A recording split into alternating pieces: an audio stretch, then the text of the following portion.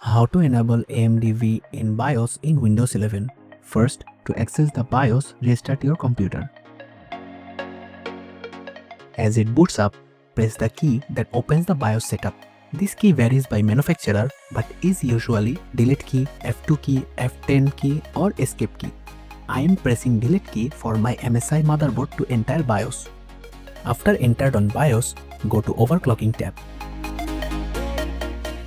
Then click on Advanced CPU Configuration. Now look for SVM mode. Click on it, then select Enabled. Now go to Save and Exit. Then click on Save Changes and Reboot. After computer fully starts, let's run the virtual machine again. Virtual machine runs successfully on AMD computer. And that's how you can enable AMD V in BIOS in Windows 11. Thanks for watching.